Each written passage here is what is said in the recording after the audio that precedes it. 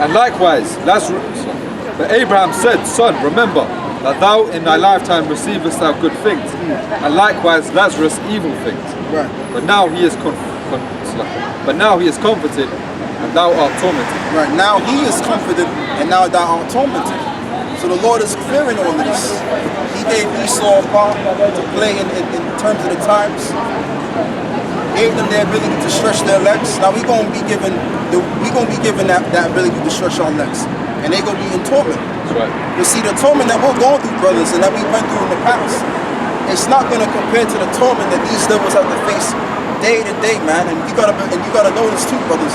The time is gonna go back to being so slow that one day it's gonna seem like a week. That's right. All right. So that ass whooping for that one day, it's gonna be like it's never gonna end, and they're gonna be so used to it that they're not gonna have anything else to live for, man. Like Even their children, go on, bro. There's that episode of Black Mirror called White Christmas, and the guy at the end of the episode, they made him serve a punishment where he was doing like a year, but it made it feel like it was 100 years. Made it feel like he was in jail for 100 years, and he was there trying to bugging up the clock. The clock was 6 o'clock. Next thing you knew, it's only 1 minute past. Yeah, man. One day it's gonna be like a week. So, I mean, boy, oh boy, man. You don't want to be an Edomite in the kingdom, man. That's the worst nation you want to be. You don't want to be that guy, man. It's man on man. That ass whooping, boy. Let's you got something, man. This is Isaiah chapter 51, verse 3. The Lord shall comfort Zion. He will comfort all her waste places, and he will make her wilderness like Eden. Right, and he will make his wilderness like Eden. In other words, the part of the earth that we're going to inhabit is going to be so beautiful. And the whole earth is going to be beautiful.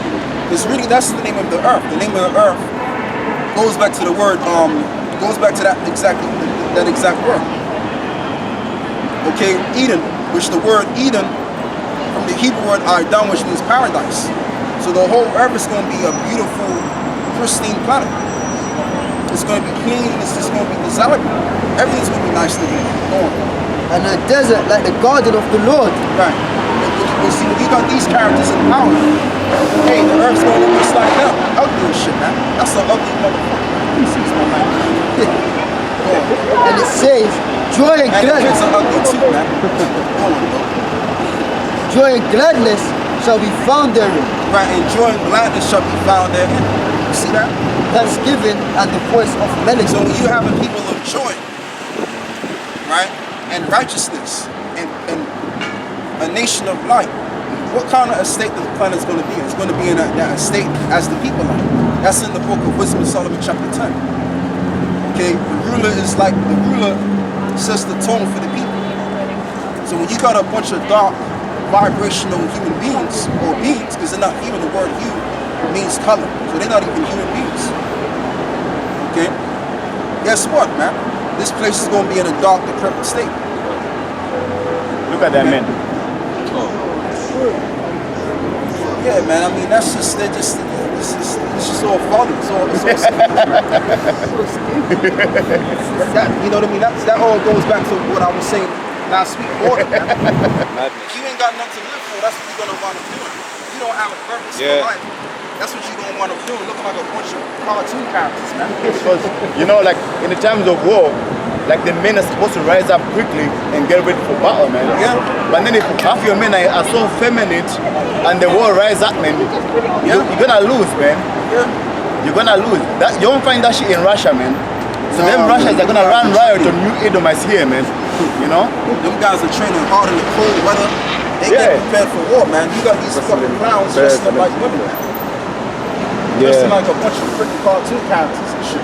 So if your men are so feminine, when the guns are going off, man, they'll be screaming like. And they was even saying, the brother brought it out, that you have a lot of Americans that are not even getting involved in the military no more. So America's gonna lose, man. And then you got trannies in the military. You got women in the military. Come on, man. Any kind of military that is, that military's gonna lose, man. That's a losing military. Once you got transvestites in there, women in there, it's lost. You lost the battle, man. And it's not even just that. The men are effeminate as all hell. Yeah. So if you got an effeminate group of men, you've already lost the battle. You lost the war. Yeah. Yeah, so lucky. I know a guy that he's from America originally, and he applied to go back over there to join the military, and he went back over there for like 2 or 3 months, and then he told everybody he's leaving. So we all thought he's gone. Right. He's a so-called family friend.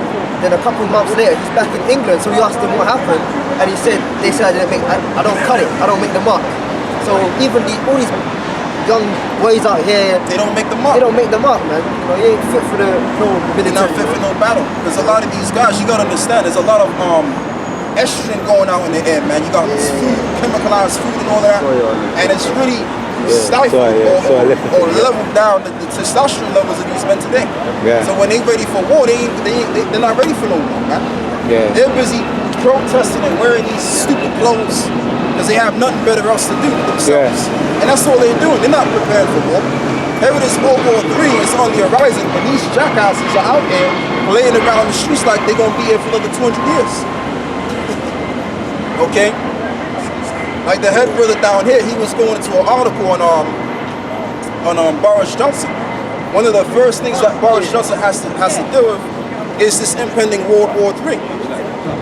Because I don't care what day or time we're living in, brothers. I don't really care, man. World War III is on the horizon, man. It's gonna happen. Okay? And what's gonna happen is America's gonna be burned to a cinder, and this goddamn place, which is in London, England, is gonna be burned to a cinder. Right. Okay, that's what's gonna happen now. Yeah. With these people in it. Yeah. These people are not gonna escape the nuclear fire. They're gonna be food for the fire. To try and get all those army recruitants to be in the army. They're showing a lot of those Rambo movies, a lot of those old war movies to try and stimulate the people them to get back to get in the army. Which is not working, but that's another one of their tactics. Yeah. Yeah, that ain't gonna work, man. Because the highest suicide rate is among the military. The ones that will go abroad, the ones that have actually seen what actually goes on them. I mean, brother, pan the camera on that guy, man. You think he gonna make it to the military, man? he won't just like his woman, man. The tight pants on him. Tight pants, isn't it? He's not Brain gonna make pipe. it to the military, man. But that's your average male today. Because the people here, they've not really seen death, man. Okay? You've not seen it. People, they've barely seen a dead body at the funeral. You've seen somebody in a movie acting, somebody dies, whatever, but they've not really experienced death. They Death see is the what's dead coming, fox man. and they bug out. Yeah. Yeah. You would never see, they eat chicken, but the reason they don't show you how a chicken gets slaughtered before it comes to your plate is because a lot of you won't eat it. Yeah. Right. Because you've experienced death now, how the chicken died, and no, I'll never eat. They go vegan. Right.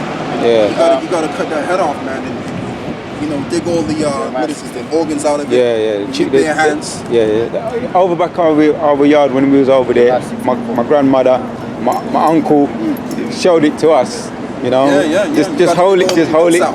Yeah, that bare hand, hold it underneath a little basket or something. Yeah. See the chicken making up a whole heap of noise. Yeah. But they grow up like that. So, and the chicken tastes nice too when it's fresh. Like that, yeah, because that's the natural way of doing it. Yeah. So you cut the head off, hold it down, cut the head off, and you dig your hands right into it and take all of the stuff you gotta take out of it, man. You wait for all the blood to come out first. Uh-huh. You let the blood to come out, then you clean it up and all that. Yeah. People how many times have you ever seen that on TV being shown, man? Never, man. They won't show it. So a lot of people, they don't know how their food gets to their plate. They don't know how the society works. They don't know how their beef burgers get to McDonald's. Yeah. They don't know, man. They don't know death. When they put the way they do them, the Edomites, the way they do them in the cows and the pigs in the certain closed-off area, it's more detrimental. It's worse for them, the animals. They think it's more humane, but it's actually worse. It's a slower death.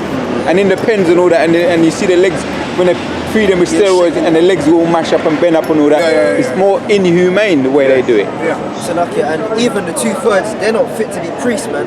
When you go back to the priesthood, it was a bloody job. Yeah, it was. Always sacrificing animals and stuff, man. Sprinkling blood on the people and all that, man. Right, it's true. Yeah, he's got a precept. I got a quick one. Alright, this is Jeremiah chapter 16, verse 4. They shall die of grievous deaths. They shall not be lamented, neither shall they be buried, but they shall be as dung upon the face of the earth. Yeah, what it means that how they shall be as dung as upon the face of the earth, meaning no one's going to take those bodies and put them down under the grave. They're just going to be laid out stinking. And that's the destiny of the fate of the people out there. They're going to just be laid out, man. So yeah, they're walking around and doing their thing on a Saturday evening, acting like a bunch of clowns, but their bodies are going to be food for the earth. They're going to be the earth's food. Yeah, fertilizer. They're going to be fertilizing the earth. Yeah. That's the only use they got anyways, to be a fertilizer for the earth. Go on. And they shall be consumed by the sword and by famine. And they shall be consumed by the sword and famine, because the famine is coming as well. You know that it's only 3 days of food in the stores. Now let's say, for example, there was no trucks that were able to afford to run up and down, right, the highways to put your food in the stores. If you were the last person to get your food in the store, there would be no food in the store. Okay? It looks like there's a lot of food in the store, but when you really when you really analyze the amount of food that's in the store or add up to what's in the store, it's not that much stuff. Okay, so a famine is coming. That's coming as well. Right. Go on. And not to mention, like when something happens, people go into panic mode. Yep. Right. The food being divided, the 3 days supply, whatever. That's if you start rationing out the food and give it to the people portion by portion. When something happens, people go into panic mode. People they run. Like last time there was that beast from the east. People started going in the store. They just started buying up as much things as they could buy up, buying 4 or 5 loaves of bread at the same time, you know.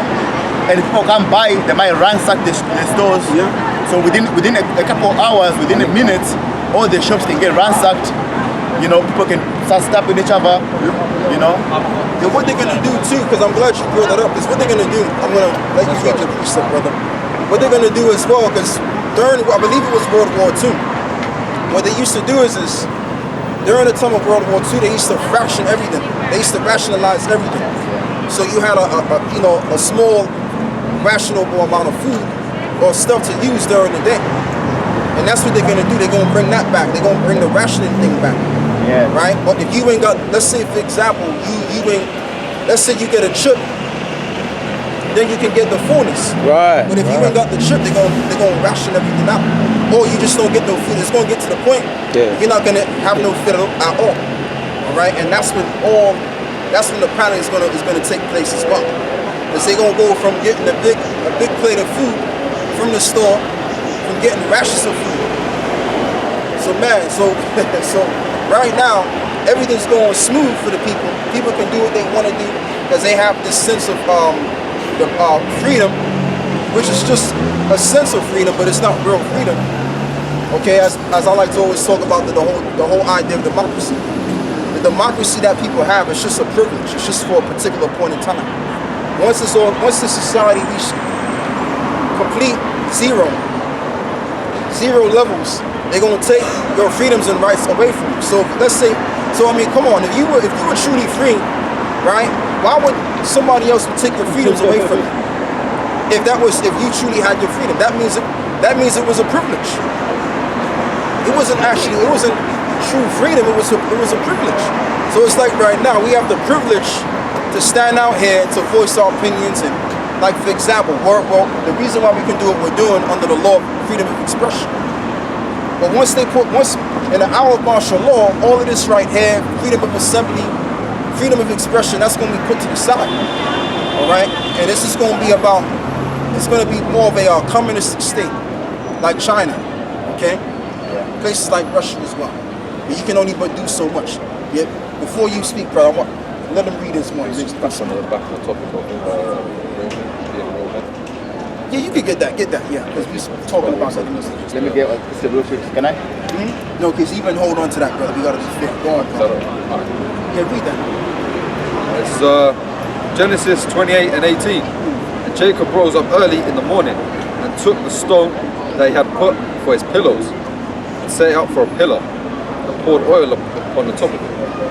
Yeah, you gotta tell you what, you let him break it down. Read that again.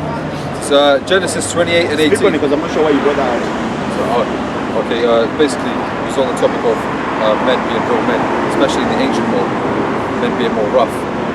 Like Jacob, for example. Alright, okay, okay. Because he used a stone for a pillow. Yeah. Oh, okay. Yeah, he laid on the pillow. Right. You're going. Let me bring it to one He laid percent. on the stone. This is 2nd Ezra 15 and 19, and it says, a man shall have no pity upon his neighbor, but shall destroy their houses with the sword, and shall spoil their goods because of the lack of bread, Should have given you a headache, man. Now. and for great tribulation. Okay. Speaking about what we were speaking about earlier on, man, people ransacking the shops, and when that's done, what are they gonna do next, man? You start busting into other people's houses, you know, your neighbor's house, okay? Going from house to house looking for food.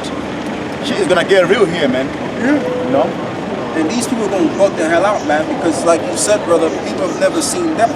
They've never seen that. They've never seen it, like you said, they've never seen a chicken's head cut off. They've never experienced that.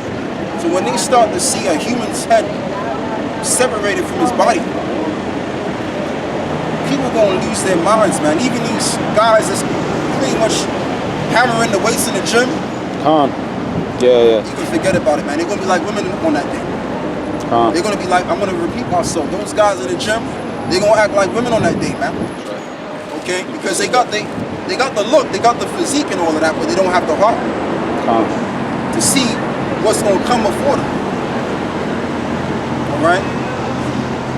But if you look at us, you know, we got that frail look.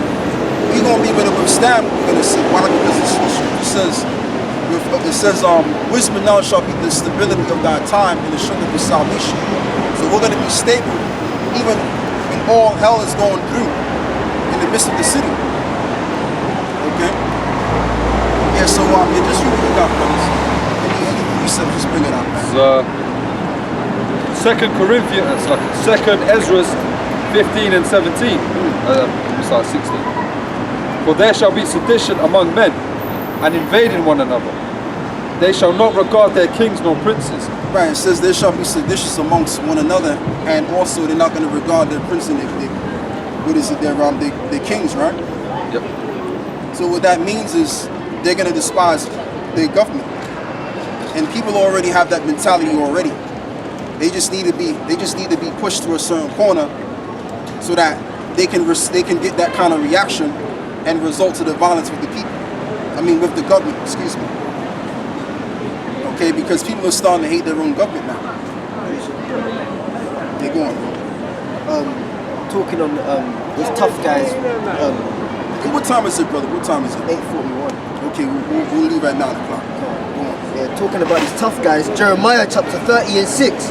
Ask ye now and see whether a man doth travail with child. That's a nice person. Wherefore do I see every man with his hands on his loins, Yes. as a woman in travail, and all faces are turned into paleness. Yep, and that's what's going to happen out here. People are going to be pretty much marveled and perplexed and not knowing what to do, because it's like, whoa, I never thought that was even capable of happening. And then they're going to find out they're not going to get access to no food. They're not going to be able to take care of their children, okay, and pretty much provide. And that's why they made so many films about that scenario. Like, for example, The Road and other films like it. Yeah. Because even the powers that be, they know that scenario is going to play out. Because they're going to be the ones responsible for letting that play out. Even the movie that Denzel Washington played, it was pretty much involving in martial law. That one as well, but then there's another one where he was playing with Bruce Willis. I think it was brought out in 1998 or something like that. About 21 years ago. What the brother read with their hands on their loins like a woman in travail, man. Yeah, and for 2 or 3 days, man. Because right now it's hard to go a day without food. Especially the fact that right now, you know, people don't. You just go to a shop. Even if you cook, it really doesn't take long, like compared to the ancient times. Right. The ancient world, there was no fridges, so everything had to be prepared. You go to the garden, you get your greens, you go get your lamb, You cut it up, you kill it, clean it up and everything. Then you cook it. Your bread, you bake, and you know everything was done that way. Yeah, the siege, yeah. Today it's just pay and eat, man. Fast food, man. Under 2 minutes, under 60 seconds, man. You have your food in your plate, man. Yeah. So now you can imagine now when all that's taken away. Yeah. Because everything's quick nowadays, man. You could whip up a meal real fast and quick. Yeah.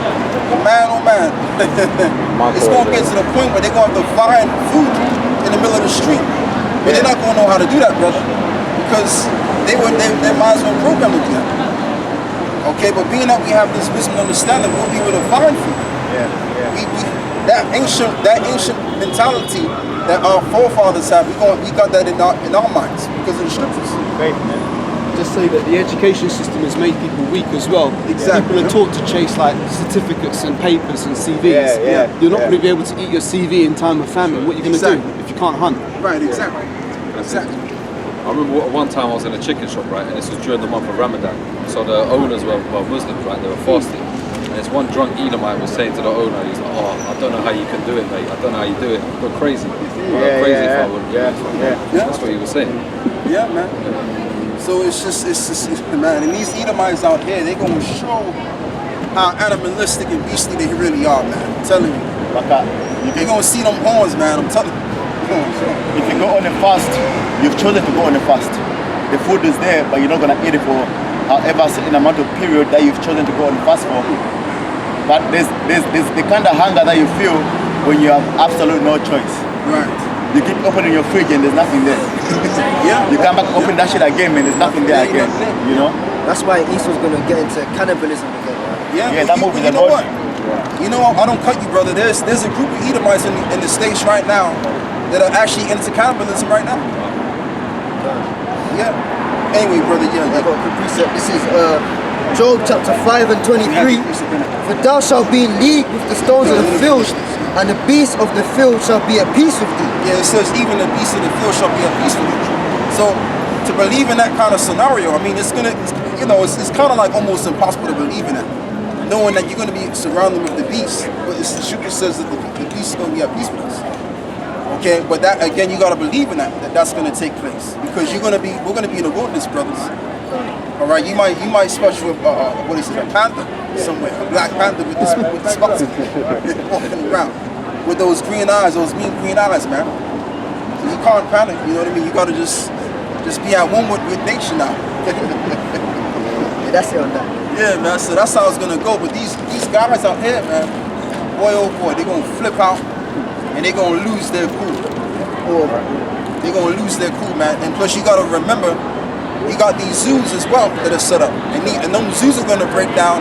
You're gonna start seeing elephants running around and stumping the heads of these people. You're gonna have lions out here, all kind of zoo animals, man, that are in the zoo, and they're gonna get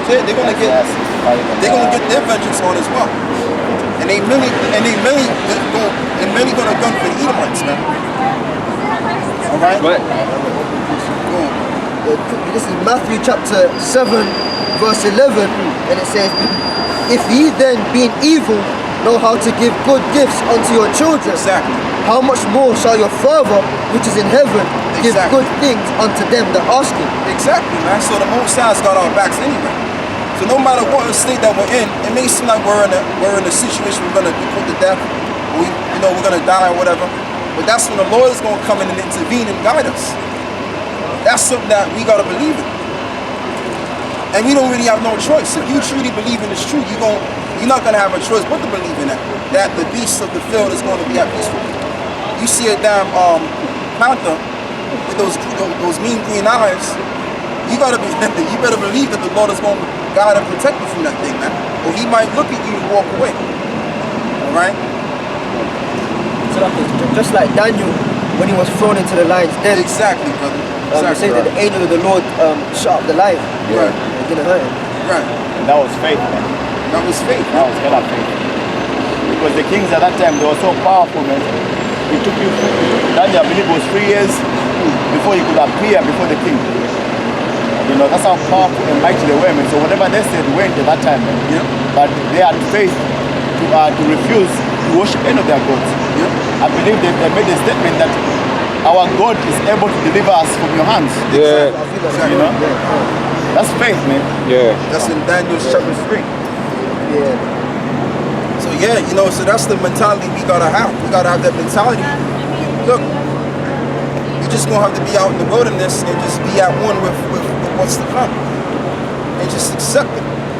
Because in due time, the Lord, we know how the Lord operates. Like brothers of faith being in prison and all of that stuff because of the word that we came out of it, man. You know what I mean? Like there were times where certain brothers went to court and they felt like they was gonna go to jail for good, and the Lord delivered us out of that. All right, any kind of situation you can think about, we're gonna be delivered out of that, man. Go on. What they say, yeah, this is I tell you what, hold on to that. Let him read this because he's been going over.